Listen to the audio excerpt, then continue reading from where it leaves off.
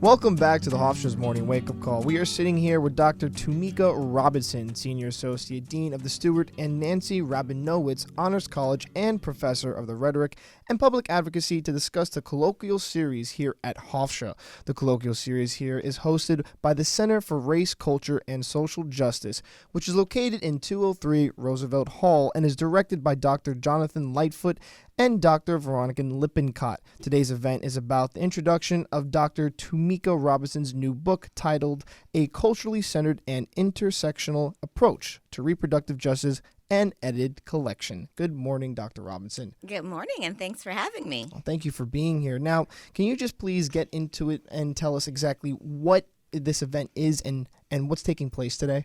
Yeah, so today is a part of a long-standing series where scholars talk about new book projects, new research projects, just things that are coming out. And the Center for Race, Social Justice, and Culture invited me to be a part of this series to talk about the new book that is coming out. Probably early next spring is the estimate of when it's going to be released. Well, that's awesome. So getting into reproductive justice, last June, the Supreme Court ruled that Roe versus Wade was unconstitutional, and it was called the Dobbs decision, and it overturned more than 50 years worth of precedent. So what were the implications of Roe v. Wade on women's health care, and how did the Dobbs decision affect women's health care since?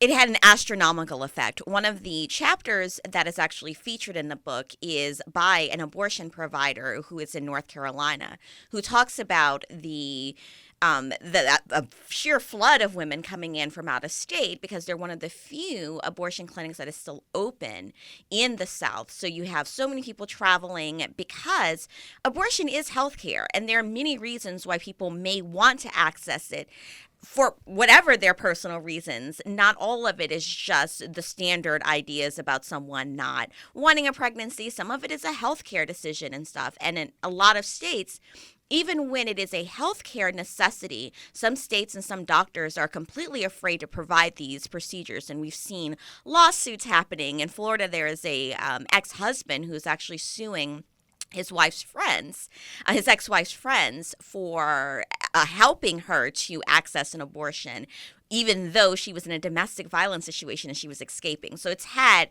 ripple effects across the entire country as far as doctors and clinics not even knowing what is accurate, or not, they know what's accurate, but not knowing what kind of care they can actually provide to their patients. Now, recently, the Fifth Circuit Court of Appeals blocked access to the most common abortion pill, and since then, the Supreme Court preserved access to the pill and returned the case back to the Fifth Circuit Court of Appeals. What are the implications of the Supreme Court upholding access to the abortion pill?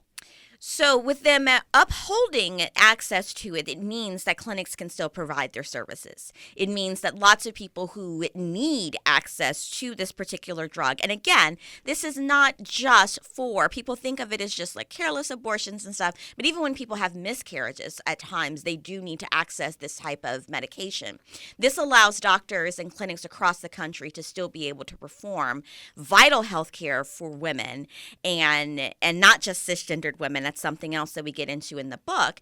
It's looking at anyone who has the ability to reproduce and looking at their choices and their access to valid health care.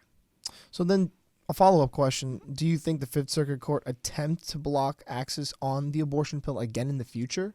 They will try again. I do not think they're going to be successful because they do have to make a different argument. To where at the point that the Supreme Court is saying, no, that's not really a valid argument, they'd have to come up with a new one. And I don't think that they necessarily have the right arguments ready in order to block access because, again, it's not just for the clinics. This also affects so many people and for so many different reasons that include life-saving procedures.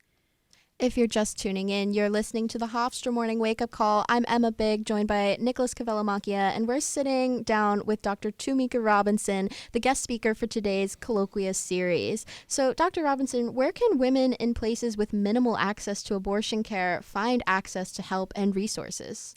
It becomes tricky, and it really depends on from state to state. I mean, we're looking at some states, I believe that it's Wyoming, that just shut down several of their clinics, labor and delivery clinics even, because of these types of laws. So they're having to travel further and further to be able to access not just abortion, but any kind of reproductive or prenatal and labor and delivery care.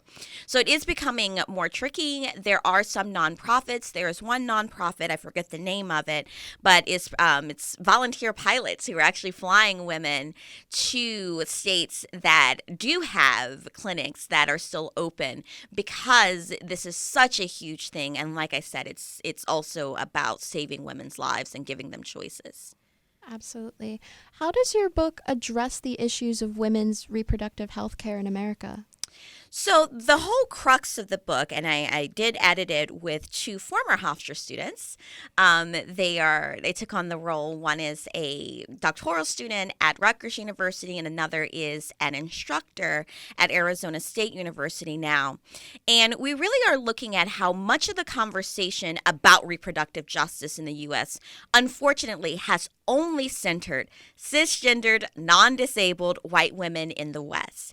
And we're challenging that and saying that if we only talk about those particular narratives, we're missing the entire point. And we're missing so much valuable information.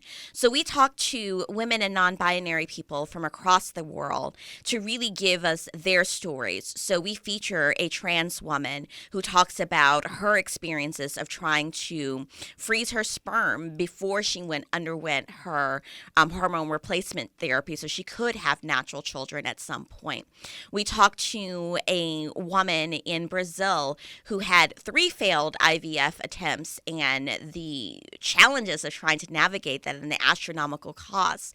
We talked to an African-American woman who almost died during childcare, and we know that in the United States, maternal mortality rates for Black women mirror that of third world countries. So she talks about her experiences, and it actually was a conversation between her and her husband. And until they sat down and talked with each other, they did not realize, they didn't even know the full story of how she almost died. And their son is 12 years old now.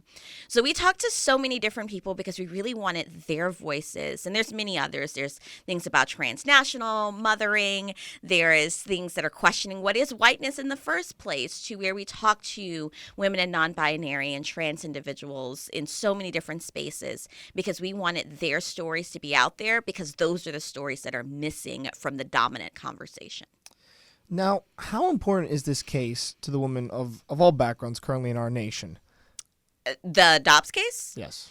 Very important, because, I mean, this was something that most people thought was settled law. They didn't think that there was any chance that Roe v. Wade could be upturned, though there's been attempts for several decades. I mean, since Roe v. Wade passed, there's been attempts to overturn it, to where immediately you see clinics shuttering. You're seeing state laws that are put into place to where they had the stopgap measures already ready, to where as soon as Roe v. Wade was overturned, then they could prevent access. So we're looking at it throughout, especially the southern parts of the United States.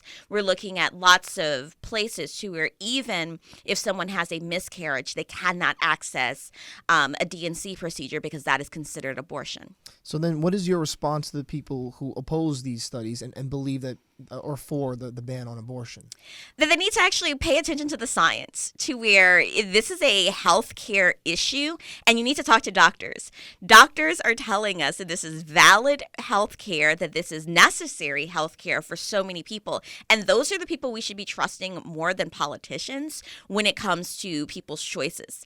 Also within the U.S., we value our freedoms, and what is more fundamental than being able to have the freedom over your own body and your bodily autonomy? Even if someone doesn't agree with your decision, it's not their body and it's not their choice in order to make it. So there's so many things that are there, but the answer is you really need to talk to the doctors and trust the science and not the politicians who do not know what they're talking about.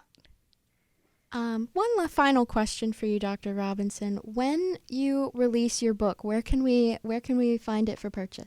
So it's going to be released from Lexington Books. So it is going to be available. It is an academic press, but there is, a small stream of it that can be purchased online, and some will be in bookstores. But for the most of it, it's going to be online purchases through Lexington Books.